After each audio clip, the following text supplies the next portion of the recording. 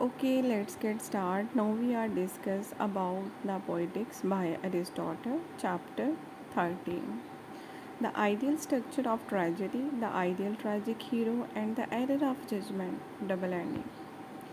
As the sequel to what has already been said, we must proceed to consider that what the poet should aim at and what he should avoid in constructing his plots, and by what means the specific effect of tragedy will be perceived.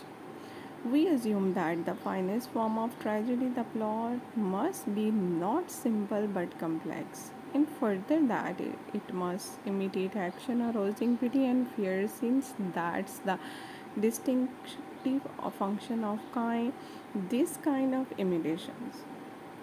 It follows, therefore, that there are three forms of plot to avoid it. A good man must not be seen passing from happiness to misery, or a bad man from misery to happiness. The first situation is not fear inspiring or piteous, but simple odious to us. The second is the most untragic that can be. It has none of the requests of tragedy. It doesn't appeal either to the human feelings in us or to ours.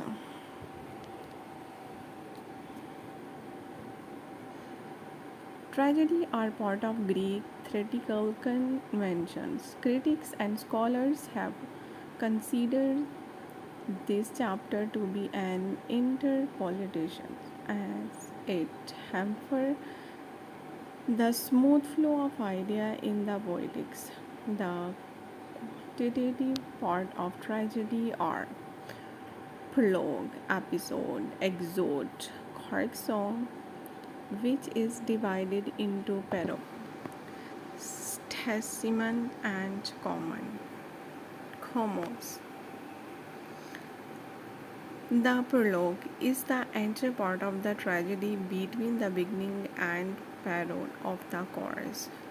The parode is the entrance songs of the chorus. An episode is one of the entire parts of the tragedy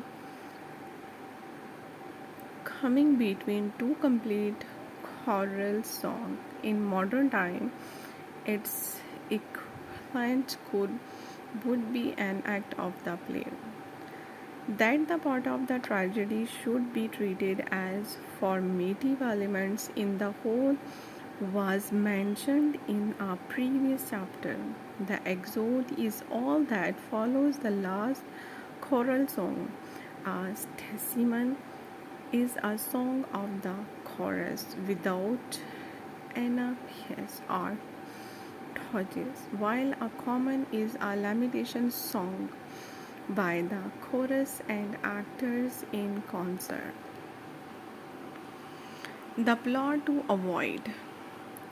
Aristotle preferred the complex plot to the simple plot. In his opinion, the emotions special to tragedy are pity and fear. The plot must be such that it arouses pity and fears. It's in this light that Aristotle rejects three types of plot as unsuitable for the tragic action because they wouldn't be conduct to the arousing of pity and fear. The plot to be avoided are that which presents a perfectly good man passing from happiness to misery. This would simply shock us instead of arousing pity and fears. That which presenting a bad man passing from adversity to happiness, such a situation is totally unsuitable to tragedy.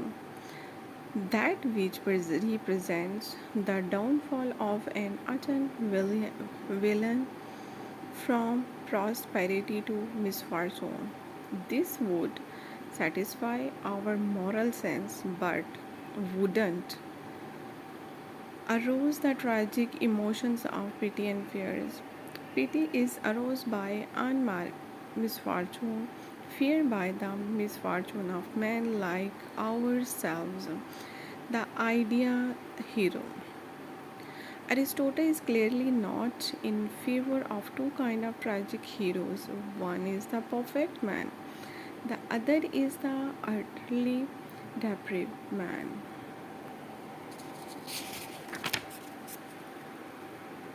Pity are to our fears, nor on the other hand should an extremely bad man be seen falling from happiness into misery. Such a story may arouse the human feelings in us, but it will not move us to entire pity of fears. Pity is occasional occasioned by the undeserved misfortune and fear by the misfortune of one like ourselves, so that there will be nothing either piteous or fear inspiring in the situation. There remains then intermediate kind of personages, a man not pretty virtuous and just whose misfortune, however, is brought upon him not by the of vice and depravity, but by some error of judgment. We must be one of those enjoying great reputations and prosperity, like Oedipus, this and the men of similar royal family. The perfect plot, according, has a single and at times double issues that the change in the hero's fortune must be not from misery to happiness, but on the contrary from happiness to misery, and the cause of it must lie not in any depravity, but in some great error on his part, the man himself being either such as we have described. The tragedy, then, to be perfect according to the rule of art, should be of these constructions. Hence, they are in error who ensures Euripides just because the follows this principle in his play, many of which, and unhappily, it is as we have said the right ending. The best proof is that on the stage in dramatic competitions, such play, if well worked out, are the most tragic in effect and Euripides' fault, though he may be in the general management of his subject, is felt to be the most tragic of the poet. After this coming the construction of the plot with some rank. First one with a double story like the Odysseus and an opposite issue for the good and the bad personages.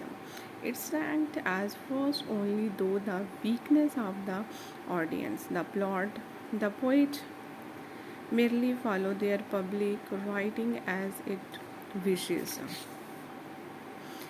dictions, but the pleasure's hero is not that of tragedy. It belongs rather to comedy, where the beatressed and enemies in the pieces, Orestes and Actius, walk of good friends at the end, with no slaying of any one by anyone.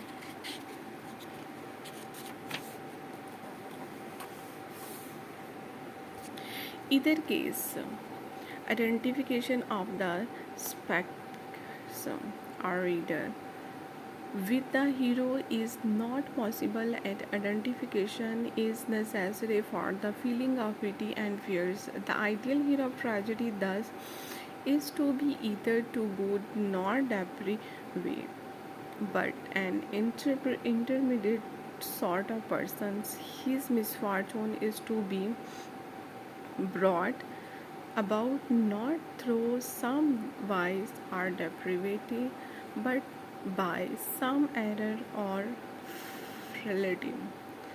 A tragic hero should be a man neither perfect nor utterly bad. His misfortune should arise from an error or frailties which, however, fall short of moral taint, and he must fall from the height of prosperity and glory.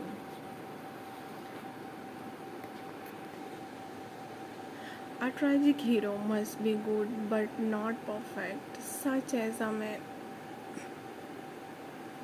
can arouse pity and fears in his fall from prosperity to misfortune. Nor should his suffer be completely undeserved, only it should be in excess of what he deserved. The term used by Aristotle for human error, which causes these misfortunes in ham- hamartia. This is an error of judgment or miscreations rather than any moral shortcoming. Further, the fall should be of a person high placed in society. The fall of such a person is more likely to arouse pity and fears. Double actions. Aristotle formally speaks again double actions.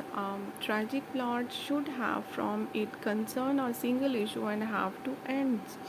The rewarded for some and punishment for some. Such a treatment would be more suitable for comedy rather than for tragedy. Aristotle isn't in favor of tragic comedy. Aristotle is quite right in saying that the representation of a bad man passing from misery to prosperity is most unsuitable for tragedy. However, modern dramatists, especially those of the Renaissance, not the least Shakespeare's, have shown that tragedy is very much possible with a hero who is a villain as well. Macbeth is such a play in which the hero violates the rules of hospitalities and loyalty and by killing his guest and king. Yet his fall does arouse pity is in us of if not exactly fear, but one feeling a kind of awe. All the same in one sense, however, Aristotle is right. Even Macbeth is not utterly depraved. He shows remarkable courage when he faces certain doom at Donses. That tragedy is possible with perfect persons like San have been shown by Shaw and Eliot. But tragedy with perfect men as heroes is not quite usual.